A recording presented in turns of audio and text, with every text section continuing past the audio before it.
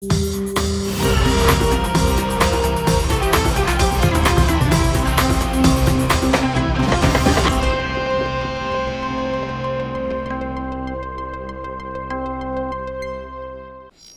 aula a gente teve com o melhor professor da Universidade de Nova York, Adam Alter. Uma aula reveladora, até por isso o título, Apocalipse Tecnológico. A palavra apocalipse quer dizer revelação. Uma aula que mexeu com todo mundo que assistiu. E a gente está falando de mais de 100 mil pessoas. Uma aula que você, se não assistiu, não pode perder. E é por isso que a gente liberou, por um tempo curto, mas suficiente para você assistir, o replay da aula. Assiste, chama a sua família para assistir. No final da aula, uma surpresa que a gente preparou para todo mundo que assistiu, a gente resolveu manter para todo mundo que vai assistir o replay. Uma aula que vai mexer com a vida de vocês, mas mexer para melhor. Assistam e depois comentem o que vocês acharam.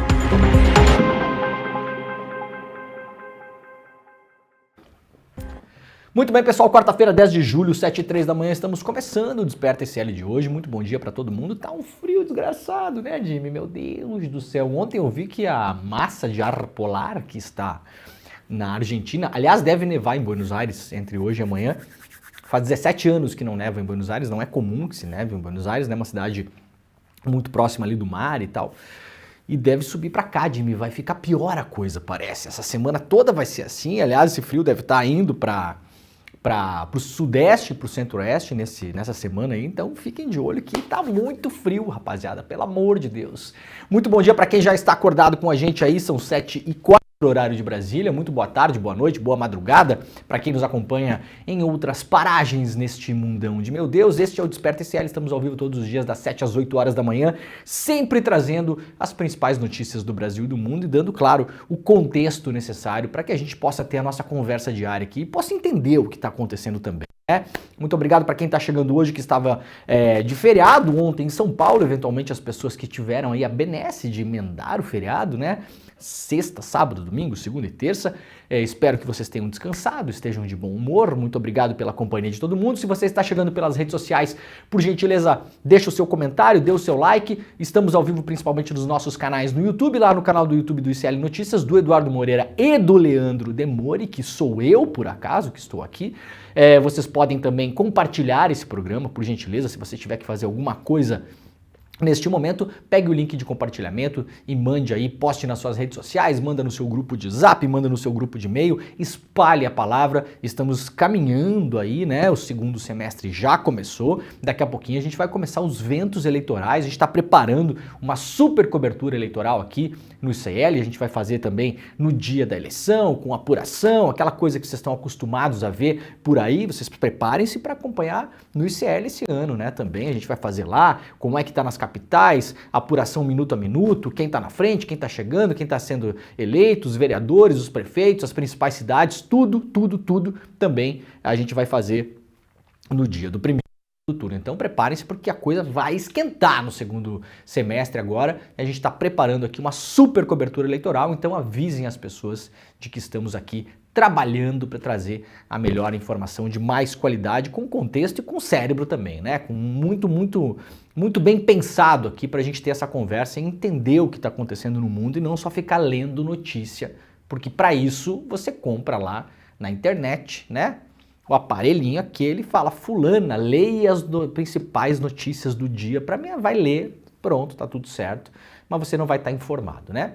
Muito bem, muito obrigado para quem nos acompanha também nos três canais de televisão e nas duas emissoras de rádio, que também passam este programa, transmitem este programa todos os dias. Pessoal de Salvador da Bahia pela TV Quirimurê, muito bom dia. Pessoal de São Paulo pela TVT, televisão aberta, né? Muito bom dia também. E também agora pela Pop TV em Porto Alegre, também muito bom dia. Se você está em Porto Alegre, região metropolitana, pode procurar aí no seu controle remoto, vá lá na sua televisãozinha, aquela TV, aquela da vovó, sabe? Lembra a TV? Então, você vai lá, procura a Pop TV, estamos ao vivo todos os dias em Porto Alegre, região metropolitana também, e duas emissoras de rádio em São Paulo e Grande São Paulo, Rádio Heliópolis e Rádio Brasil Atual. Beleza? Vamos lá então, o programa de hoje tem bastante coisa, a gente vai fazer um programa com mais notícias e menos menos paradas no meio do caminho, porque hoje a gente tem muita coisa picada rolando no Brasil para a gente se preparar para a semana aí. Então vamos lá, primeira coisa, sul e sudeste deve ter queda de temperatura nos próximos dias, né? A previsão do tempo para todo o país está lá no nosso amado iclnoticias.com.br. No sul do Brasil a semana começa com tempo firme no centro-sul do Rio Grande do Sul e previsão de geada na campanha gaúcha. Aliás, eu acho que geou hoje pela manhã, né? Ontem estava chovendo e frio. Hoje o tempo está seco e frio. Amanhã eu acho que volta a chover e esfria um pouco mais. Então a gente tem a possibilidade... Vocês sabem o golpe do inverno do gaúcho, né, o Jimmy? Principalmente no negócio do turismo, né? Todo ano vai nevar, né? Sabe? É o golpe clássico, né? Você sabe que todo ano vai nevar no Rio Grande do Sul, né? Aí todo mundo vai pra Gramado, Canela, né? Neva? Não neva, gente. Não neva, não tem neve. Assim, não é assim que funciona. Algumas poucas regiões, né? Quem nunca veio para o Rio Grande do Sul não sabe, né? Aí vê a temperatura lá no Jornal Nacional, não sei o quê, fez menos 5 graus na Serra, em Santa Catarina, assim, né? E no Rio Grande do Sul, onde é que é, Jimmy? É lá em São José dos Ausentes, que o próprio nome quase não tem ninguém lá praticamente. Eles estão ausentes. Nem São José está lá mais, de tão frio que é, né? Agora, no geral, né? É o golpe da neve, né, Jimmy? Vem curtir o turismo que você vai ver neve em Gramado. Chega lá, não tem neve, gente, tá? Esse ano tá bem frio. Na verdade, então esse ano pode ser que tenha neve, né? Tem uns anos que tem, daí às vezes tem chuva congelada, que parece neve, dá uma enganada, tira foto, posta no Instagram, quem não conhece vai achar, tudo bem, parecido, legal, né? Mas esse ano realmente tem uma chance aí de rolar uma nevica aí, né? Estamos esperando, que tá chovendo, tá frio, de chover. Não para de ficar frio. Bom, a previsão completa do tempo e da temperatura está lá no iclnoticias.com.br. Câmara rejeita avanços do Senado e aprova a proposta de Mendonça Filho para o ensino médio. Esse assunto aqui é super complexo, tem uma série de questões envolvendo aí. Eu confesso para vocês que eu não tenho a capacidade de analisar. A gente vai ouvir mais gente falando sobre isso no ICL Notícias primeira edição, que vem logo depois também, no ICL Notícias segunda edição, sabe? A gente vai tentar ir esgotando esse tema, porque essa reforma do ensino médio ela é profunda, ela envolve uma série de coisas, é o tipo de conteúdo que vai ser dado, quantas horas para cada conteúdo, hora de qualificação para professores, que tipo de... eu vi que, por exemplo, a língua espanhola saiu da obrigatoriedade do ensino médio, que na minha opinião é um absurdo, mas sabe-se lá Deus como rolou essa conversa, né? Por quê? Lobby de quem? Lobby do quê? De qual coisa? Não sei o porquê, se nós vivemos cercados de países hispanohablantes, né? O espanhol é uma das línguas mais faladas do mundo, não sei porquê, é um mistério, mas nós temos uma reportagem aqui no site do ICL Notícias que começa a destrinchar um pouco para a gente entender o que rolou nessa reforma. A Câmara dos Deputados aprovou ontem o projeto de lei que modifica o novo ensino médio. Em votação simbólica, os parlamentares rejeitaram as alterações propostas pelos senadores que traziam avanços considerados progressistas e acataram um relatório colocado em votação pelo deputado federal Mendonça Filho, do União Brasil. O texto segue para a sanção do presidente Lula agora, né? Então, entre as mudanças do Senado que foram rejeitadas, está a carga horária mínima total para a formação geral básica do ensino técnico, que seria de 2.200 horas, com progressão até 2.400 horas. Os deputados retomaram as 2.100 horas, com possibilidade de compatibilizar 300 horas entre formação geral básica e ensino técnico. Então reduziram o número de horas necessárias para a formação. A proposta do relator também rejeitou a inclusão da língua espanhola como componente curricular obrigatório. Logo após a votação, ainda durante a sessão, manifestaram posição contrária ao texto do relator apenas o PSOL, o PCdoB e o PDT, ou seja, o partido do governo, o PT, aprovou também essa reforma que passou ontem. O relatório foi melhorado enormemente no Senado. Nossa expectativa era de que houvesse humildade do relator, o que daria mais tranquilidade pedagógica à educação brasileira.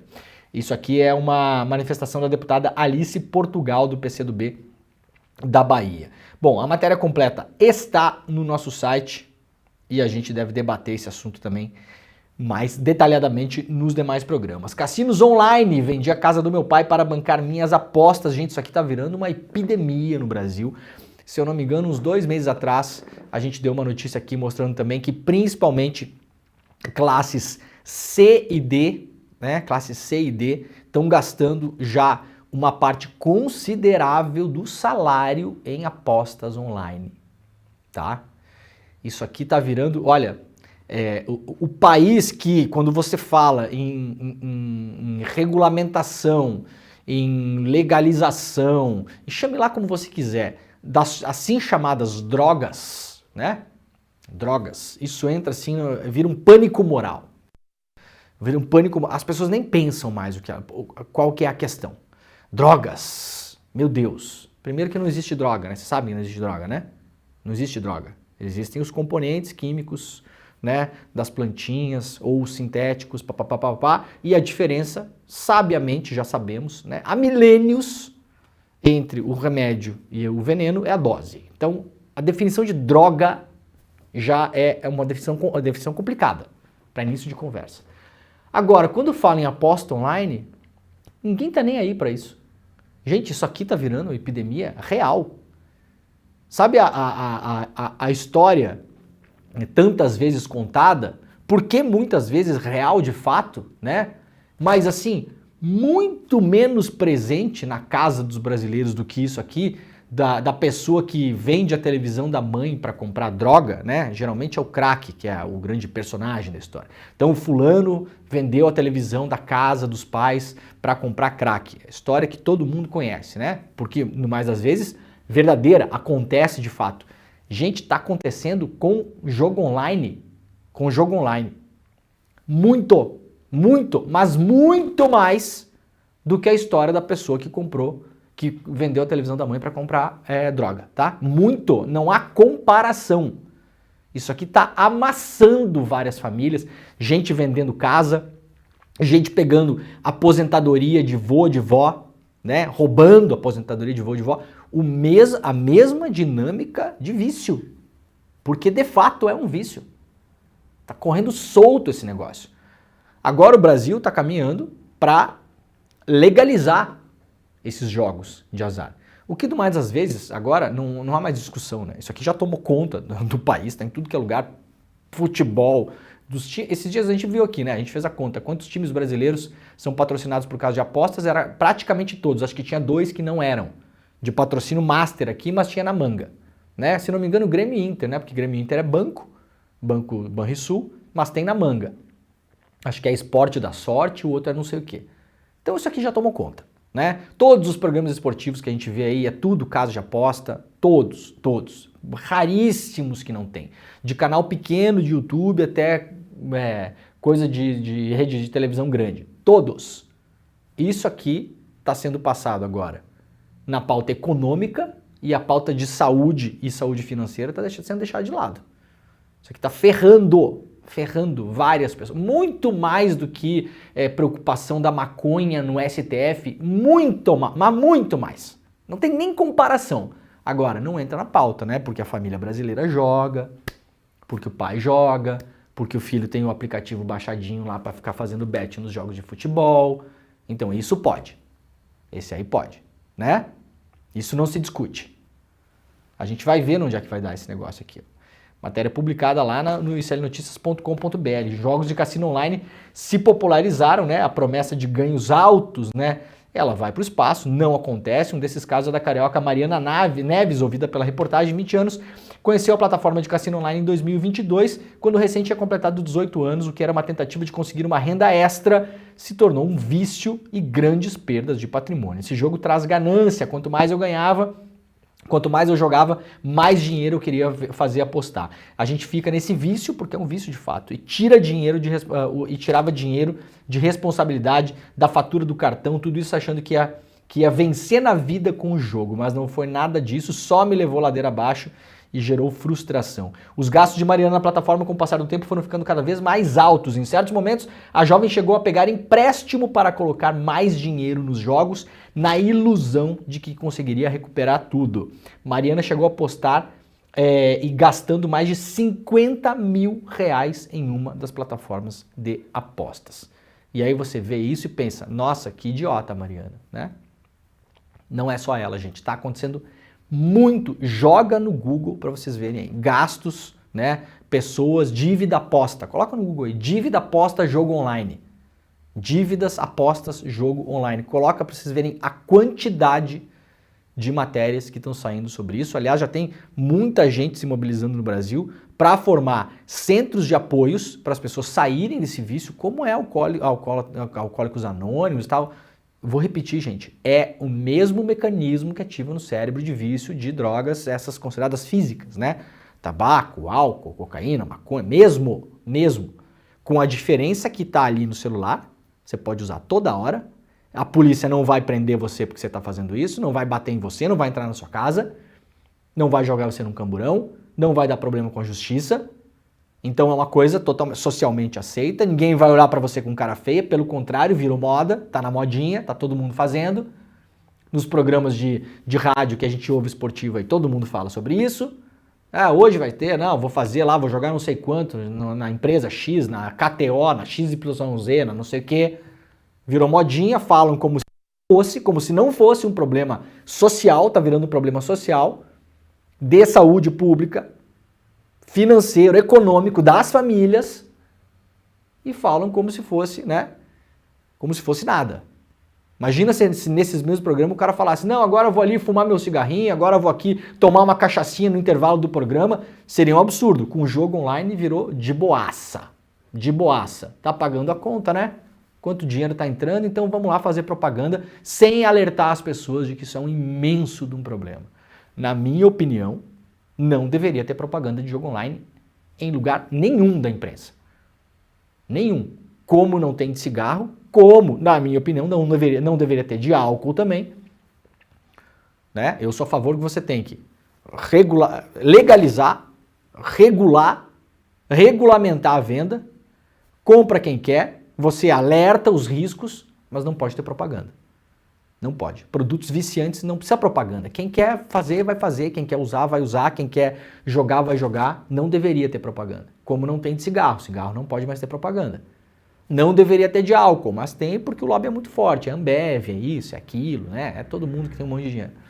Jogo não deveria ter propaganda. Eu quero ver quem é que vai ter a coragem de comprar uma regulamentação de propaganda de jogos online no Brasil.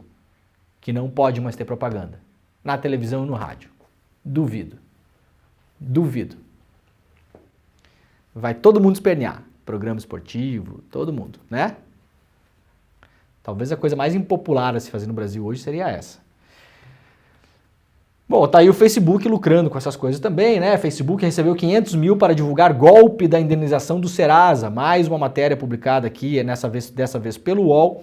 4 mil anúncios de golpe entre março e maio deste ano em perfis falsos do Facebook, que renderam ao Facebook R$500 mil em anúncios para veicular vídeos manipulados por inteligência artificial com imagens de políticos divulgando um golpe de falsa indenização do Serasa. Para variar, nada, absolutamente nada acontece com o Facebook, porque você sabe, no Brasil nós não temos regulação, muito menos regulamentação de redes sociais. O Facebook, aliás, caminha para se tornar o que se chama de rede zumbi, né? Rede zumbi é uma rede que hoje funciona turbinada ou muito à base de posts gerados por inteligência artificial. Então daqui a pouco vai ter lá pouca gente interagindo no Facebook e ele vai ser alimentado por posts de inteligência artificial, por contas que são criadas para gerar engajamento, audiência, serem usadas na política, espalhar fake news, dar golpe, né? Tá caminhando para isso também aí o Facebook já identificado. Petrobras reajusta a gasolina e alta na bomba deve ser de ao menos 2,5%. O reajuste da gasolina nas refinarias anunciado pela Petrobras deve se refletir em aumento de 2,5% na bomba. De acordo com especialistas e agentes do setor de combustíveis, o aumento para as distribuidoras vale a partir de terça-feira, portanto a partir de ontem. Agentes do setor dizem que o preço da gasolina já vem subindo nas últimas semanas, refletindo o aumento do preço internacional do petróleo e também o encarecimento do etanol, que é misturado na gasolina no Brasil devido a problemas de safra na cana-de-açúcar. Então tem problema de safra, encarece o etanol, tem muito etanol na gasolina brasileira, encarece a gasolina. Tem a questão do dólar. O dólar subindo, né? O dólar do Campos Neto, né? Que não fez nenhum leilão de dólar, deixa subir, né? Dane-se, vai. Aconteça o que acontecer, não interessa, não é problema meu, né? Vai estourar no governo. Então deixa subir, isso reflete também no preço da gasolina no Brasil. Lembrando que o preço da gasolina no Brasil não é mais atrelado ao preço internacional como era no governo Bolsonaro. Se fosse, a gasolina está custando quanto no Brasil hoje? R$7 o litro, sei lá eu quanto. Era assim no governo Bolsonaro, lembram, né? A gente tem memória curta, vamos lembrar. Preço da gasolina no Brasil que nós pagamos nos anos do Paulo Guedes, na política do Paulo Guedes para a Petrobras, era o preço internacional. Então nós pagávamos aqui no Brasil gasolina em dólar. Alguém ganha em dólar aqui no Brasil? Pouca gente, né? Você, seu salário é em dólar? Não, né? Salário é em real. Mas você pagou gasolina em dólar. Na prática era isso, tá bom? Estávamos pagando gasolina no Brasil em dólar. Pra gente se sentir um pouco mais, né? Ricão também, né? Vamos lá, vamos lá. Imagina quanto dinheiro a gente não deixou na bomba. Poderia ter trocado de carro, inclusive, né? Todo mundo aí. Mas daí deixou lá, na bomba. Não, porque é bom pros acionistas da Petrobras, que a maioria é banco, fundo e gringo. E a parte que vai para o Estado, que é a parte da fatia da Petrobras, ela é usada para pagar a dívida pública, a maior parte. E a dívida pública está na mão de banco, fundo e gringo. Então vocês entenderam para onde ia o dinheiro da Petrobras, né? Quando você abastecia o seu carro. Entendeu? Não, a saúde da Petrobras, saúde financeira. Os acionistas, o cara acha que o acionista é ele, que é home broker, que comprou R$2.000 de ação da Petrobras. Você sabe que o nome disso é sardinha no mercado financeiro, né? Você só vai com a maré, só vai. Onde o tubarão caminha, você vai atrás, tá? Agora, não é mais atrelado, mas sofre consequências, claro, porque muito da cadeia do petróleo é dolarizado. E aí tem uma coisa curiosa que acontece, que a gente falou sobre isso no ano passado aqui também. Matéria lá do Globo. Mesmo com o reajuste da gasolina, refinarias privadas ameaçam processar a Petrobras. Presta atenção nisso aqui é muito curioso. Vejam como o mercado se autorregula, vale às vezes e às vezes não vale. Às vezes sim, às vezes não. Olha que curioso. O governo Paulo Guedes vendeu refinarias da Petrobras para grupos privados. Vocês lembram disso, né? A principal delas foi a refinaria da Bahia, a RLAM, que aliás foi a primeira refinaria construída pela Petrobras, histórica refinaria. Foi para o espaço, foi lá para o grupo Mubdala Group, eu acho, né? Dos Emirados Árabes, se não estou enganado aqui. Foi vendido para privados.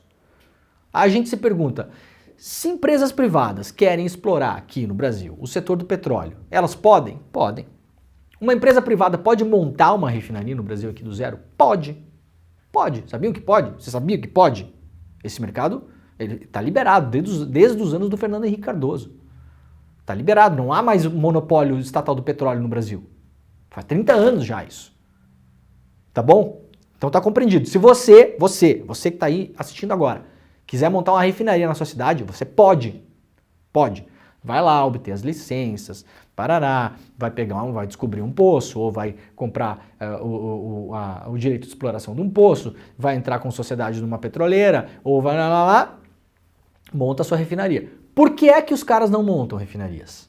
Ora, porque vale muito mais a pena esperar um governo como o governo do Paulo Guedes, um governo entreguista, 100% entreguista, né? Antinacionalista, que só pensa no capital privado, que faz as suas negociatas e que, além de tudo, é um governo barato. Essa gente é uma gente barata em todos os sentidos. E você comprar as refinarias que a Petrobras montou, vale muito mais a pena do que ter que montar do zero, disputar mercado, construir os dutos. Então foram lá e venderam as refinarias. Venderam as refinarias e venderam principalmente, talvez seja até mais estratégico, os dutos. Porque não adianta, veja bem, você ter uma refinaria, né, e não ter como escoar a produção. E você não é fácil construir duto. Duto é mais treta de construir do que refinaria. Você tem que abrir os dutos, achar espaço, passar por propriedades privadas, quebrar a estrada. É uma confusão. Quem detinha isso lá, por exemplo, lá na Bahia, era a Petrobras. Isso foi para o espaço. Terminais, né? Lá na Bahia, se não me engano, tinha o terminal Madre de Deus, que era um terminal importante. Então, os navios chegam na costa, eles pegam o petróleo em outros países, por exemplo, ou em alto mar, chega na costa, para no terminal, joga o petróleo ali dentro, esse petróleo precisa ir até a refinaria. Não é fácil, a gente está falando de milhões de litros de combustível, de petróleo que depois vira combustível. Esses terminais foram vendidos também. Tudo foi vendido. Só que tem um problema.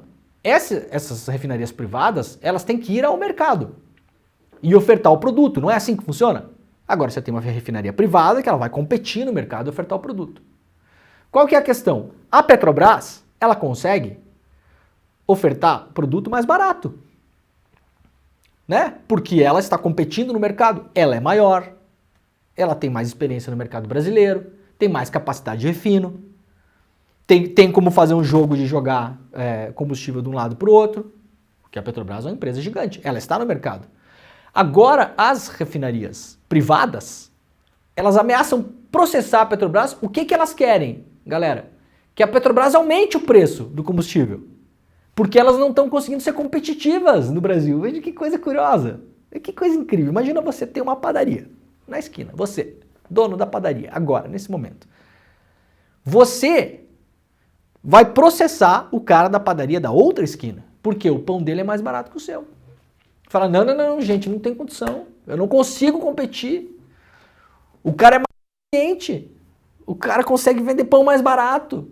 O que vai acontecer de mim? Vou fechar, vou falir. Então faz o quê? Processa o cara. Aí você chega na frente do juiz e fala, senhor juiz, eu gostaria de aqui informar que o senhor tem que obrigar o meu concorrente a aumentar o preço.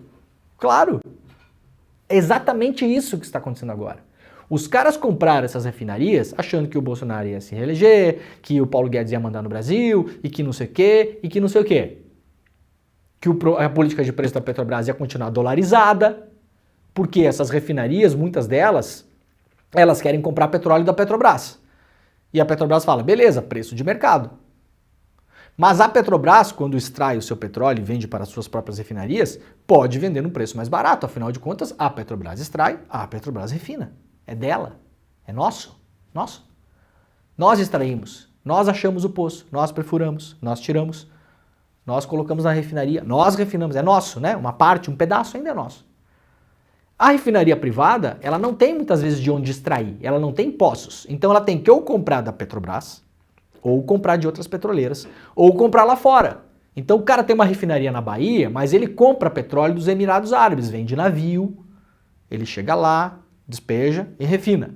Só que ele está pagando preço em dólar lá fora. E a Petrobras não está mais pagando preço em dólar aqui, porque essa política acabou. E os caras estão chorando agora, porque não conseguem competir.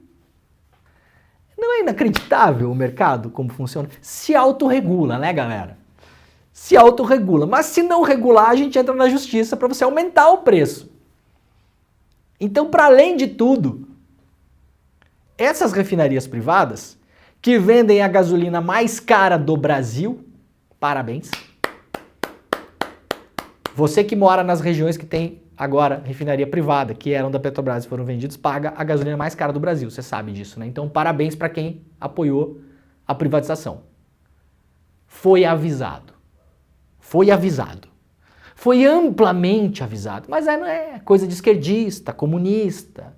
Vocês só querem roubar, é a favor da corrupção. Então agora vire-se, meu camarada. Vire-se, tá? Pega o seu dinheirinho suado e coloca na mão dos árabes aí. Problema seu agora. Não aprovou? Não achou legal? Não era isso que tinha que fazer? Não é que o privado é melhor?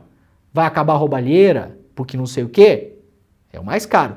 Então, para além dos caras estarem vendendo a gasolina mais cara do Brasil hoje, eles querem que a Petrobras venda a gasolina mais cara, inclusive. Não é um absurdo um negócio desse?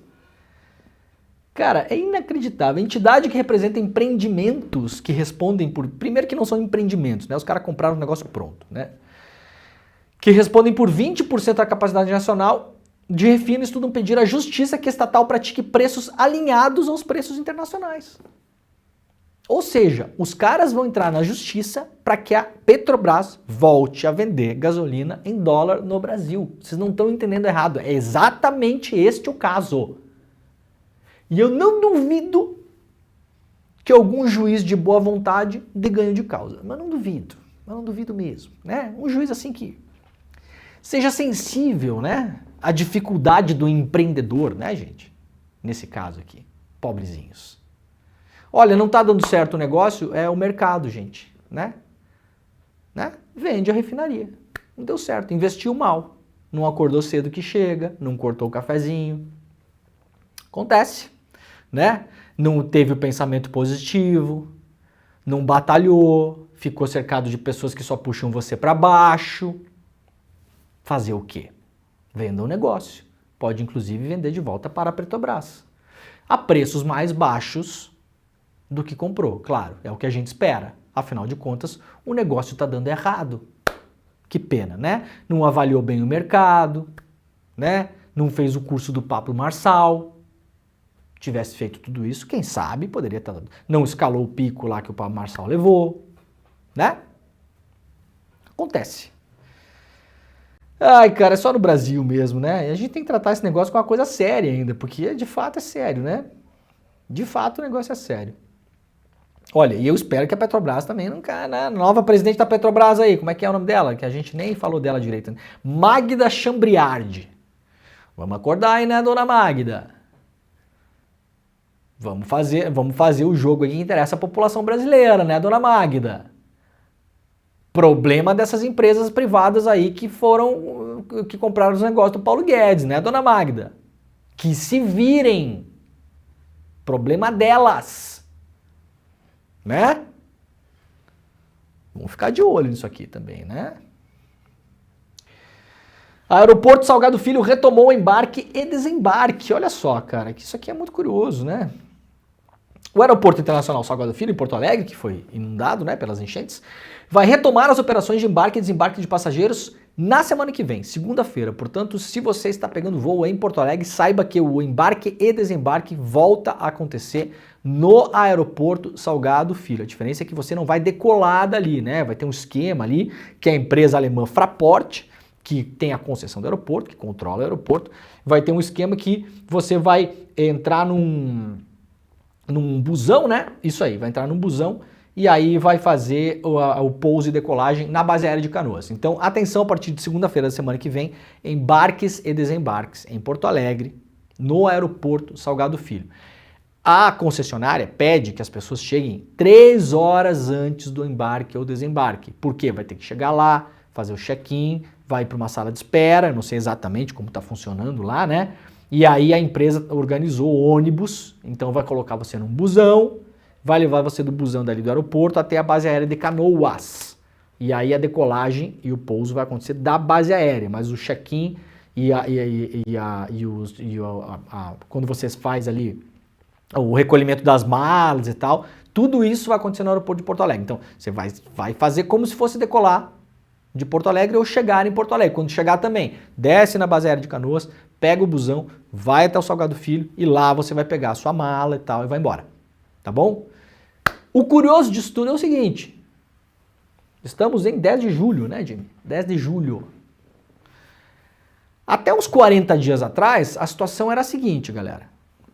Fraport, empresa alemã de controle estatal, controlada pelo estado de Hesse, onde fica Frankfurt. Frankfurt, uma das principais cidades da Europa, um dos principais aeroportos do mundo, que é de propriedade da Fraport, tá bom? Ou seja, um aeroporto estatal também. Então, curiosamente, nós concessionamos o aeroporto de Porto Alegre, que era cuidado por uma estatal no Brasil, chamada Infraero, para uma estatal alemã. Então, o papo de que iniciativa privada é melhor ou pior, nesse caso aqui nem cabe, porque a Fraport não é iniciativa privada. A Fraport é uma empresa de controle estatal, tá bom? Então já temos um outro ponto na conversa, né? Não é iniciativa privada a Fraport, tá? Jornalistas, principalmente alguns aí da RBS. Fraport não é empresa privada, gente, ela é controlada pelo estado de Hesse. Isso tá no Wikipedia, tá? Isso não requer muito estudo para saber. Eu não descobri isso assim, é um mistério, tá? Wikipedia em inglês, tá? Tudo bem, um pouco mais difícil, mas tá lá. A Fraport é controlada pelo Estado alemão, Estado de Hesse, cuja capital é Frankfurt. Primeira coisa, até uns 40 dias atrás o papo era o seguinte, o aeroporto foi destruído, só vai reabrir no final do ano, ou talvez no ano que vem, isso tudo dito pela executiva da Fraport no Brasil. só vai abrir em, sei lá, setembro, outubro, novembro, era lá longe, final do ano, ou no ano que vem. Quem tem que pagar os custos é o Estado brasileiro e vai custar R$1 bilhão. E se essa negociação não acontecer, não é o que nós queremos, mas nós podemos ir embora e abandonar o aeroporto. Esse era o papo que estava rolando 40 dias atrás. Vocês são testemunha, né? Eu peguei o contrato de concessão, li o contrato, coloquei o contrato nesta telinha que está aqui, nesta telinha aqui, o contrato. Nós lemos juntos o contrato aqui. E nós provamos por A mais B, inclusive lemos a apólice de seguro aqui, né? As regras gerais do seguro aqui, que a Fraport foi obrigada a fazer, nesta telinha aqui. Chegamos a uma conclusão elementar, né? Que a Fraport era obrigada por contrato a fazer seguro, que a Fraport tinha conhecimento pleno dos riscos que o contrato comportava, inclusive da localização, dos riscos geológicos do aeroporto. Isso está escrito em contrato. Escrito, tá? A palavrinha lá, tá? Palavra, tá? Não é interpretação. A palavra está escrita no contrato. E que o poder público, ou seja, nós, sociedade civil, só somos responsáveis em casos em que não se possa fazer seguro das coisas do aeroporto. Não é o caso de enchente. Enchente pode fazer seguro e foi feito o seguro. Nós lemos as condições gerais do seguro aqui, inclusive, a palavra enchente ela é citada 4 vezes. Nas condições gerais diz que não cobre, mas nas condições específicas daquele contrato fala que sim, está coberto por enchente. A Fraport não tinha falado nisso até então. Como a gente denunciou aqui, eles foram obrigados a falar. Não, realmente, veja bem, tem um seguro. Ah, quanto é que é? Inicialmente era 130 milhões de reais. Aparentemente é um pouco mais até. Mas não cobre tudo. Não cobre tudo o seguro. Bom, Jimmy, se você faz um seguro para o seu carro, e o seguro fala o seguinte, olha, se você quer um seguro para cobrir tudo, custa 5 mil. Daí você fala, pô, acho muito caro, vou gastar 2 mil no seguro então. Aí o seguro vai dizer, beleza, mas se você perder o carro, a gente só vai pagar 40% do carro. É uma escolha sua, né? É isso, né? Então, Fraport, problema seu, né? Para começar, problema seu. Pegou um seguro mais barato, vai pagar menos. É assim que funciona no mercado de seguros. Quem disse que não poderia pagar mais, ou quem disse que era a única opção do mercado, foi a Fraport. Isso não foi auditado, então é a palavra da empresa, não sabemos. A princípio eu duvido, porque essa empresa vem mentindo reiteradamente sobre a situação do aeroporto. Vocês eram obrigados a fazer seguro, fizeram um seguro, foi uma negociação privada. Quando foi pedido pela imprensa, inclusive, para que vocês mostrassem a negociação com a seguradora, vocês alegaram que era um negócio privado, então vocês não querem nem dar transparência à negociação com a seguradora, então problema de vocês. Pressionamos, o deputado Matheus Gomes, deputado estadual do Rio Grande do Sul, entrou no caso, fez denúncias muito graves, inclusive, em relação às obras anti-enchente que o aeroporto fez, que pelos documentos que o Matheus Gomes mostrou, não estavam em linha com o que dizia o Departamento de Esgotos Pluviais, na época, tecnicamente falando, olha, vocês não podem fazer assim, tem que fazer assado, tem que fazer assado. O Matheus Gomes denunciou que a Fraport foi lá e fez de um jeito que não era para ter feito. Isso pode ter piorado o alagamento no aeroporto e nas casas em torno. Então, é uma grande treta. E aí, Jimmy, o que era para custar 1 bilhão? Quem ia pagar ia ser eu, você, a minha mãe, todo mundo que paga imposto. Que só ia reabrir no final do ano, que se não pagar vamos embora. Agora o aeroporto está voltando a funcionar. Ué, a mágica aconteceu aparentemente, né, Jimmy? A mágica do jornalismo acontece. Você começa a mostrar as coisas como elas são. Os caras foram obrigados a se mexer.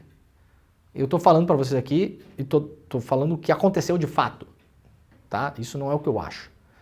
A coisa se movimentou nos bastidores e a Fraport foi pressionada a se coçar, gente. O negócio que era 1 bilhão já virou 300 e não sei quantos milhões. Aí apareceu o seguro, tá? Depois a Fraport veio com outro papinho de que, na verdade, o Estado brasileiro não pagou para ela uma dívida que teria durante a pandemia, porque na pandemia o aeroporto ficou fechado. Bom, aí entende-se que o Estado tem que entrar. É uma pandemia. Pandemias não são seguradas por nenhuma seguradora. Nenhuma seguradora segura pandemia. Se assim o fizesse, quebraria, né? Como é um negócio, os caras não seguram. Tudo bem. O Estado entrou nisso. O governo Bolsonaro renegociou o contrato com a Fraport.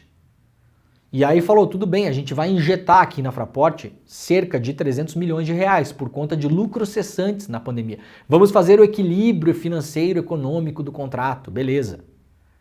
Só que isso foi negociado num longo prazo. A Fraport assinou isso, gente. A Fraport não era para a Fraport receber 300 milhões do Pix no mesmo dia.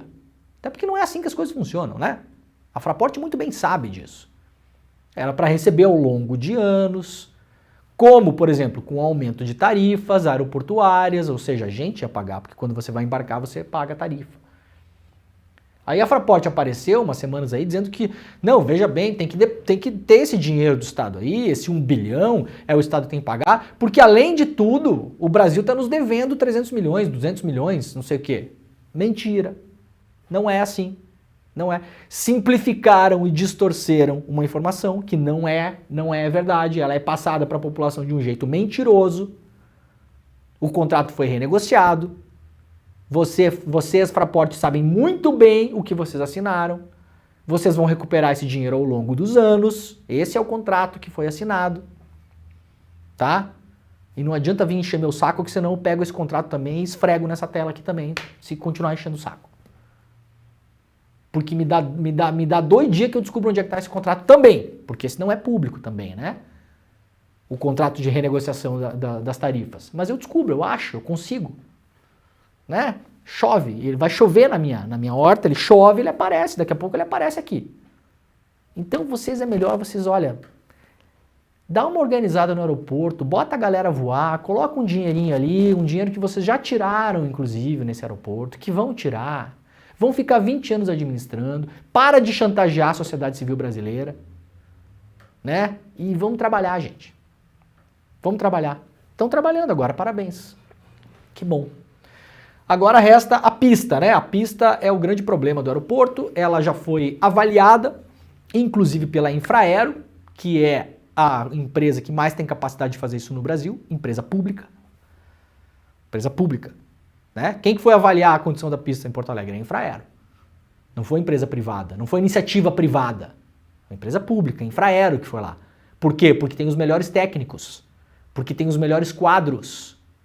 Nós, Brasil. Nós aqui no Brasil, não os alemães. Não foram os alemães que foram lá avaliar a pista. Fomos nós aqui, brasileiros, que formamos, inclusive, a universidade da Infraero. Onde se forma muita gente para colocar na iniciativa privada depois. Tá bom? Agora, a ver como está a pista.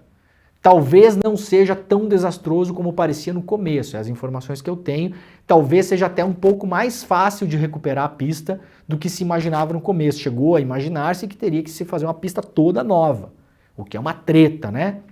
Você tem assentamento de terra, você tem preparação embaixo, é isso, é concreto, é camada, não sei o que, é drenagem, tem drenagem embaixo, é uma treta. Agora a pista ela está drenando aos poucos e tal, tem que ver. Então, para pouso e decolagem no aeroporto, ainda tem que esperar. Talvez tenha que se reformar a pista ou parte dela, e aí a ver como vai ser. 1 bilhão? Não. 1 bilhão não. 1 bilhão você vai pedir lá para o governo da Alemanha. Vai pedir 1 bilhão para o governo da Alemanha para ver o que acontece. Ai, ai. Vamos lá então, rapidamente aqui mais algumas notícias. Haddad desmente Folha, governo não cogita cobrar mensalidade em universidades públicas. Isso aqui saiu publicado pela Folha uns dias atrás, dizendo que o governo ia cobrar mensalidade das universidades, principalmente as federais, de alunos de mais alta renda, né? Saiu essa matéria. O Haddad disse que isso nunca foi discutido, que isso é falso, tá? Então fica aí a matéria da Folha, agora o Haddad vindo a público dizer, olha, isso não vai acontecer, isso não é uma discussão, isso não está em debate. Matéria publicada lá no iclnoticias.com.br. Justiça arquiva pedido de investigação de Lira contra Felipe Neto. O deputado havia acionado a justiça após Felipe Neto chamá-lo de excrementíssimo em um comentário sobre a atuação do parlamentar na tramitação do projeto da lei das fake news. O juiz da 10ª Vara Federal do Distrito Federal considerou que não havia justa causa para que o processo seguisse e que não ficou provada a ofensa à honra alheia na manifestação. Então tá liberado chamar o Lira de excrementíssimo, segundo a justiça. Datafolha, 56% admitem mudar voto a prefeito por rejeição a padrinho político em São Paulo. Mais da metade dos eleitores de São Paulo admite mudar o voto para prefeito se o candidato for apoiado por um político rejeitado por eles. Ou seja, você tem o candidato fala, quem me apoia aqui é o fulano. E aí o eleitor fala, se o fulano apoia você, então eu não voto em você. Essa é a pesquisa que foi feita agora. No total, 37% das pessoas entrevistadas pelo Datafolha mudariam o voto com certeza se o candidato fosse apoiado por uma pessoa que esse eleitor rejeita. E 19% talvez mudassem. Dizem que não mudariam o voto, 41%. Tá? Então 41% não muda o voto. Eu quero votar no fulano. Se o fulano foi apoiado pelo capeta, eu continuo votando pelo fulano. Né? Então eu quero votar no fulano. Mas veja, Hitler Júnior apoia o fulano. Não interessa, eu vou votar nele, não importa. Não quero saber. Né? Mas a maioria sim mudaria. O Datafolha mediu a influência de 4 padrinhos políticos nas eleições para prefeito. O presidente Lula, o ex-presidente Bolsonaro, o governador Tarcísio e o vice-presidente Geraldo Alckmin. Entre eles, Bolsonaro é o que mais afasta eleitores. Isso aqui é importante, gente. Olha aqui, ó. Muitas vezes a gente subestima, né? E outras vezes superestima. 65% dos eleitores de São Paulo afirmam que não votariam de jeito nenhum em um candidato apoiado pelo Bolsonaro. Esse índice era de 61 no final de maio, então piorou, tá? Piorou. Então não é bem assim a coisa, o Bolsonaro só se beneficia, a vitimização, não sei o quê. Pelo menos em São Paulo a coisa não está funcionando desse jeito. Em maio, 61% falava, não voto em quem o Bolsonaro apoia. Agora é 65%, cresceu acima da margem. Então piorou, né? O apoio de Bolsonaro levaria 16% dos eleitores a votar no candidato. Então só 16% votariam em alguém que o Bolsonaro indicasse, enquanto 65% falam que não votariam de jeito nenhum. É alto o índice. O Datafolha mostra que boa parte dos eleitores, 40%, ainda não sabe qual candidatura Bolsonaro apoiará em São Paulo. Então, dito isso, vamos reforçar a tese de que quem apoia Bolsonaro, de quem o Bolsonaro apoia em São Paulo, é o Pablo Marçal e o Nunes. Né? As pessoas precisam saber. 40% não sabe ainda. Então, é o pior índice, né, disparado de todos os candidatos aí. Vamos lá rapidamente para ver os outros aqui.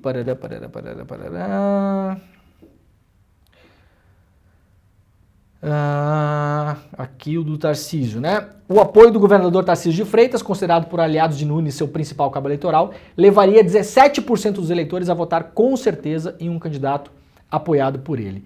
Não votariam de jeito nenhum em um candidato apoiado por Tarcísio, 48% dos eleitores. Já o apoio de Lula, padrinho político do Guilherme Boulos, levaria 23% dos eleitores a votar com certeza em um candidato endossado por ele, Lula. O endosso do petista, por outro lado, afasta 45% dos entrevistados. Ou seja, o Lula repele 45% das pessoas, segundo essa pesquisa aqui, né? Nunca dá para tirar o pé da letra, esta pesquisa aqui. 45% das pessoas dizem o seguinte, eu não voto em quem o Lula apoia, tá? É alto, não é baixo não, é alto. Já 48% dos eleitores falam, eu não voto em quem o Tarcísio apoia. E 65% dos eleitores falam, eu não voto em quem o Bolsonaro apoia. Né? Então a coisa não é bem assim, é tudo muito complexo, cada lugar é um lugar, cada situação é uma situação, né? Há uma tese aí de que muitas vezes é verdade, o Bolsonaro se fortalece em alguns casos contra ele, porque acaba gerando um processo de vitimização, mas não está expresso aqui que ele consegue transferir voto desse jeito aqui, pelo contrário. O Bolsonaro é um repelidor de votos. O Nunes vai ter que fazer uma balança agora, né? Se ele quer, tem que afastar o Bolsonaro, porque não é muito bom, tá muito próximo na visão do eleitor, mas se afastar demais, o Bolsonaro, como ele é um cara muito magoado, ele vai sentir e vai apoiar o Pablo Marçal. Então, assim, é um xadrez complexo ali pro Nunes agora, né? Vamos ver do Alckmin aqui, só por curiosidade. O Alckmin, 15% dos eleitores votam em quem o Alckmin indicar e 47% dizem que não votariam de jeito nenhum em um candidato endossado por Alckmin. Então, quem melhor se sai nesse negócio todo aqui, na pesquisa do Datafolha, é o Lula. O Lula é o que melhor se sai, é o melhor padrinho político. O Alckmin é o segundo melhor padrinho político. Praticamente empatado com o Tarcísio, na verdade. O Tarcísio é o terceiro e o pior disparado é o Bolsonaro. Bom, lá na revista Fórum tem um caso de um envelope com dinheiro vivo que o Bolsonaro recebeu logo após chegar nos Estados Unidos. Essa história aqui, como um inquérito da Polícia Federal, um inquérito que tem anexos, que segundo a apuração da Juliana Dalpiva, aqui do ICL Notícias, tem mais de 3.000 páginas de anexos, não se espantem se a gente começar a ver, né, mais detalhes, mais coisas aí nos próximos dias. Olha o que traz a revista Fórum aqui. O relatório da PF sobre o caso das joias, no qual Bolsonaro e outras 11 pessoas foram indiciados, aponta que, para além do fato do ex-presidente ter liderado um esquema criminoso das joias, os 6 milhões e tal, tem uma série de evidências que podem incriminá-lo. Entre as evidências está um envelope com dinheiro em espécie recebido por Bolsonaro no dia 31 de dezembro de 2022, portanto ainda presidente da República, logo após ele desembarcar nos Estados Unidos. O valor em cash, em dinheiro vivo, foram entregues ao então presidente Bolsonaro por Samuel Oliveira, segundo essa investigação, genro de Paulo Junqueira, empresário do agronegócio que hospedou o Bolsonaro em Orlando. O pagamento foi descoberto pela PF ao analisar mensagens de WhatsApp trocadas entre o ex-ajudante de ordens Mauro Cid e o assessor técnico-militar Daniel Lucas. O que o empresário Paulo Junqueira disse ao UOL quando procurado em relação a isso, né? Você deu uma pacoteira de dinheiro para o Bolsonaro? A troco do quê? De onde veio esse dinheiro? O que é isso? É doação? É o quê? Né? É presente? O que é? O Paulo Junqueira, que é esse empresário do agronegócio, disse o seguinte: de minha parte, eu vou ler em pé isso aqui porque é interessante como as pessoas se expressam, né? Pra gente pegar as entrelinhas. Vamos lá, juntos. Atenção. O que diz o empresário que, segundo a PF, teria, por meio de um intermediário, entregado uma pacoteira de dólares para o Bolsonaro quando ele chegou em Miami, tá? Nos Estados Unidos. Sei lá, Miami, Orlando, não interessa. De minha parte, disse o empresário, não foi pedido para entregar. Deixa eu pegar meu pincel atômico aqui. De minha parte, não foi pedido para entregar e nem acredito, não foi pedido para entregar. A Polícia Federal não está dizendo que alguém pediu para entregar. A Polícia Federal está dizendo que foi entregue. Então já está respondendo a perguntada. Não foi pedido. E nem acredito que o Samuel tenha entregue absolutamente nada para o presidente. Ou seja, ele não está negando, ele está dizendo, eu acho que não entregou. Eu acho que o Samuel, que é esse preposto dele lá, não entregou. Acho, não sei. Pode ter entregue. Diz ele, eu cedi o imóvel para o Bolsonaro ficar. Ele não foi para o meu imóvel no início da temporada que ele teve lá, ele ficou num outro imóvel. Agora eu vou receber os meus amigos na minha casa, essa casa que o Bolsonaro ficou lá por um tempo. A casa tem que estar em ordem. Pode ser que o Samuel, então já temos aqui, pode ser que o Samuel tenha entregue alguma coisa, né? Eu acho que não entregou, mas pode ser que tenha entregado alguma coisa. Não para o presidente Bolsonaro, então entregou para outra pessoa, por exemplo, Mauro Cid ou um outro assessor. Para que alguma coisa tenha sido arrumada. Alguma coisa nesse sentido, entendeu? Te garanto também que alguma coisa irrisória. Eu vou resumir para vocês aqui. O cara não bota a mão no fogo, diz que há sim possibilidade de que esse Samuel tenha entregue a pacoteira de dinheiro para o Bolsonaro. E a desculpa dele para entregar, não para o Bolsonaro, mas para um assessor, né? E a desculpa para entregar é o que, gente? Faxina. Entendeu? O Bolsonaro usou a casa aqui, ó.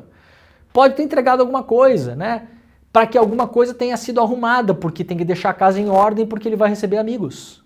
Sacou? A frase é confusa, mas eu tô resumindo para vocês aqui.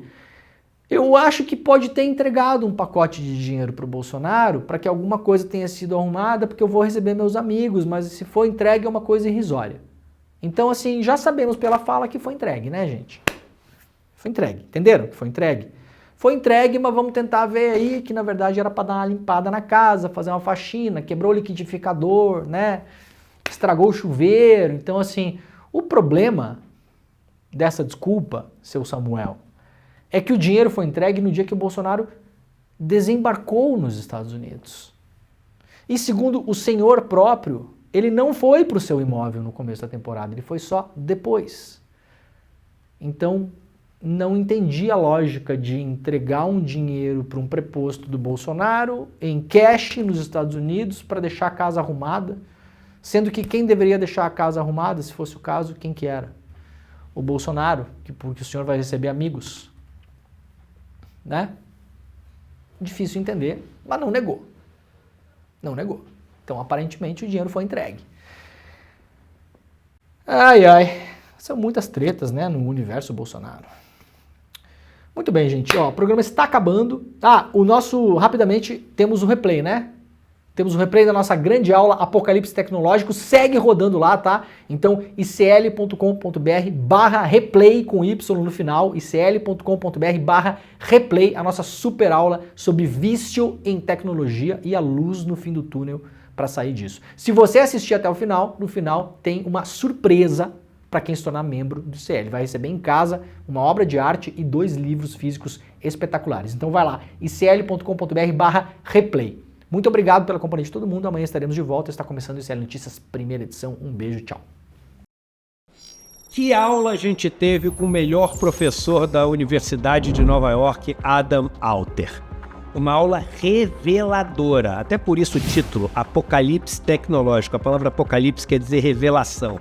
Uma aula que mexeu com todo mundo que assistiu. E a gente está falando de mais de 100 mil pessoas. Uma aula que você, se não assistiu, não pode perder.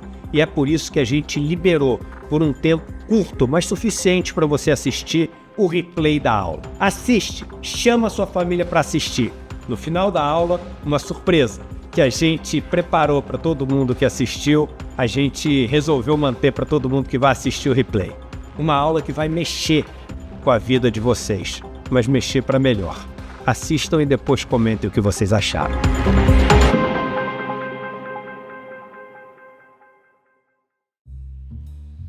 No Em Detalhes de hoje, eu converso com a deputada federal pelo PT do Rio Grande do Norte, Natália Bonavides, que é representante da Comissão de Direitos Humanos da Câmara dos Deputados. Nós vamos falar sobre a recriação da Comissão de Mortos e Desaparecidos Políticos, que foi extinta por Jair Bolsonaro em dezembro de 2022. Não perca Em Detalhes às 10h30 da manhã, logo após o ICL Notícias, primeira edição. Eu espero por você.